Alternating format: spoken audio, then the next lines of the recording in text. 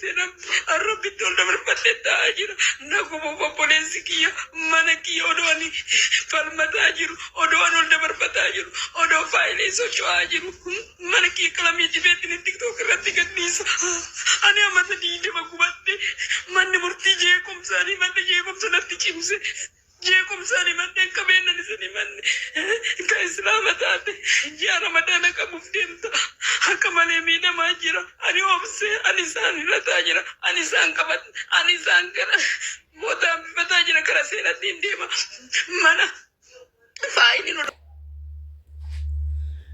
وقاد الدماغ بياربا وجدت مالك شيء قبين شيء من شيء متمت كنبت obboleetti keenya kana suuraa ishee na biratti argitan.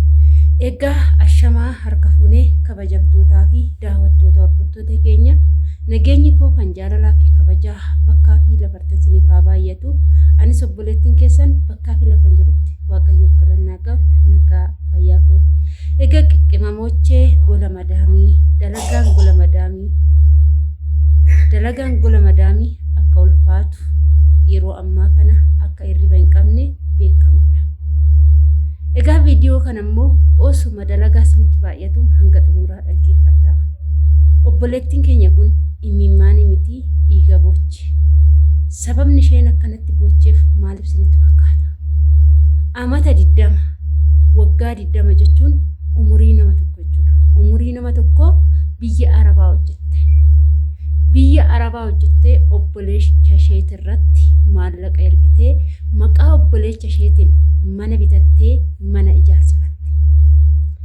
Erga amata 20 hojjetteen boodatti silaa manni koonaa xumurame jettee kaatee gara biyyaa galte. Garuu gaafa galtu dubbiin isheen akka ishee yaaddisan osoo hin taane akka ofii yaaditti itti faalla'e. Kuni shamarran gola madaamii maqaa namaatiin gola ormaa gola Arabaa jechuun nama osoo hin du'in lubbuun osoo jiru si'oolii seene jechuudha. Kana hundi keenya nuuni beektu. Warri biyya keessaa amma waa'ee biyyoota Arabaa hin beekan. Waa'ee biyyoota Arabaa gaafa taasiftee waanuma jannata keessa jiraattu, waanuma gannatii keessa jiraattu haala saniin fudhatu. Garuu jireenya biyya Arabaa kan beeku nama biyya Arabaa deemee gale qofaadha. Saniin alatti namni tokkichillee waa'ee gola madaamii waa'ee mana Arabaa hin beekan jechuudha. Sa'a 24 dhaabbattee hojjettee sa'a 24 keessaa sa'aatii 4 boqattee sa'aatii kaawwan dalagaan dabarsita. Mana tokko immoo dalagaan hin jiru haa jennu. Kan hin jirre jiraachuu danda'a akka tasaa ta'e. Insaan sun immoo dalagaa yoo jiraachuu baateeyyuu yaaddoo fi siqiqiin gola ormaa maal akka nama godhu kan gola ormaa jiru qofatu beeka. Kana sirriitti kaa nuti warri gola ormaa jirru hojjennee dalagannee galles warri achi jirtanis sirriitti beektu jechuudha. Egaa obboleettiin keenya kun waggaa 20 guutuu hojjetattee galtee gaafa mana kiyya keessaa naa bahi jettuun manni kan kootii omaa irraa hin qabdu jedhee dhooggatee osuma ishiin mana ishee kanaaf kara seeratiin taaggalattu inni maallaqaan ofirraa cifatee mana ofii qalamii dibatee saniin boodatti poostii godhate TikTokii gubbaatti. Har'a isheen immoo maraachaa jirti jechuudha. Maraachaa jirti. Manni maqaa namaatiin gaafa bitame seerri Itoophiyaa ati biyya Arabaa hojjettee mana kana ijaarsiste siin jedhu. Itoophiyaa keessatti gaafa maqaa keetiin bitatte gaafa ofii keetii of taatee kaartaa pilaanii unkaa mana kee bitatte san maqaa keetiin guuttatte sii dubbata malee maqaa nama biraatiin bitattee gaafa achii galte namni sun yoo fayyaalecha ta'ee sii zoorsiseen alatti waan san akka dhabde jala murii beekti. Kanaaf obboleettii koo gola madaamii keessa sa'a kanatti hojjechaa jirtu. Sa'a kanatti cinqamtee dalagaa si jalaa dhumachuu didee bo'aa jirtu dhaggeeffadhu. Biyya Arabaa teechee maqaa namaatiin obboleessa kootii, obboleettii kootii, abbaa manaa kootii, hiriyaa kootii, jaalallee kootii, manaa qixiriyoo kootii walitti guurtee maqaa isaaniitiin biyya keessatti waa guduufattu ofirraa dhaabi. Yoo danda'amaa ta'e amata lama hojjetadhu maallaqa amata lamaa harkatti qabadhuutii koottu gara biyyaa deebii maqaa keetiin bitadhu.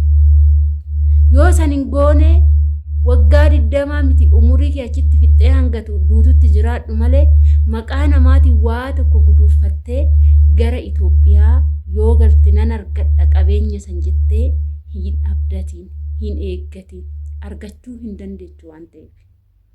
Si galee argachuu hin dandeechu. Sababiin isaa inni sun Itoophiyaa keessatti namarratti maallaqa ergita yoo ta'e namicha irratti ergitu sun ofii isaatii ittiin jiraata malee isheen achitti rakkattee maallaqa kana fiddee isheen achitti dadhabdee maallaqa kana fiddee maallaqa kana jalaa balleessuu hin qabu jedhee si'ii bakka bu'ee siif hin guduuf. Yeroo ammaa shamarran biyya Arabaa hojjetanii galan kan maraachaa jiru inni guddaan eenyutu maraachaa jira hoo jettan ijoollee akkaawuntii namaati irratti maallaqa ergachaa jirtan. Abbaa kiyyaa, obboleettii kiyyaa, abbaa manaa kiyya jettanii akkaawuntiidhaan ergachaa jirtan. Gaafa biyya galtan dumbulloon argattanii jala sararaa beekaa. As geessanii biyya Arabaatti hin deebi'u jettanii galtanii baatii 2, baatii 3 biyya keessa teechanii gara Arabaa sanuu waan ittiin deebitan dhabdanii maallaqa liqiitiin achi deebitanii liqisan ofirraa kaffaltu. Kun warra eenyudha? Warra amma sa'aatii kanatti akkaawuntii namaati irratti guduunfachaa jiru, maqaa namaatiin waa godhachaa jirtani. Isin ilaallata.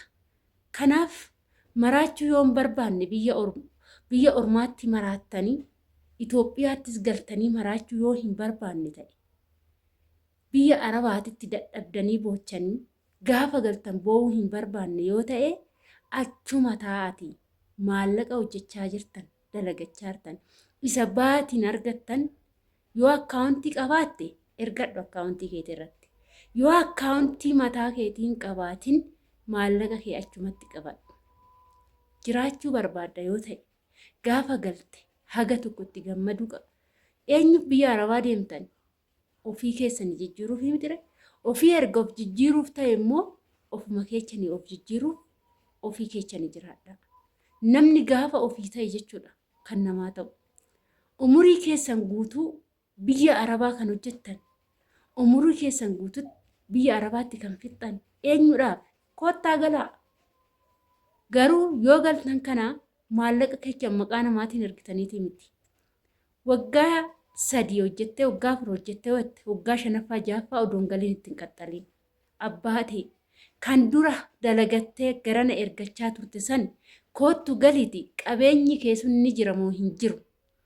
Akkasiin jedhanitti sii guduufamoo siin guduufinee laalladhu adda baafadhuuti saniin boodatti garas deebita waan ta'eef qabeenya keessan yoo lafti sii bitame gara maqaa keetti zoorsifattee yoo manni sii bitame gara maqaa keetti zoorsifattee yoo immooyyuu innuu sii godhamuu baatee maallaqni kee jiraate waan wayitiin bitattee gara deebiteeti xumuratta. Wanti maqaa keetiin jiru immoo namni si jalaa tuqu hin jiru waan ta'eef. Egaa kana fakkaata viidiyoon har'aaf qabadhee dhufee obboleettii keenya Waaqayyoo Rabbiin sabiriyaa kennuu fi obboleecha isaa ishee kaadii kana Rabbiin qalbii isaa jijjiiru. Barri kun bara kaadiiti. Bara namni nama kaadudha waan ta'eef nama jabaatetu bara kana keessa ba'a. Egaa kana fakkaataa turtiin wajjin gootanii ulfaadhaa galatoomaa isiniin jechaa viidiyoo dabalataatiif hanga walitti deemtii turte.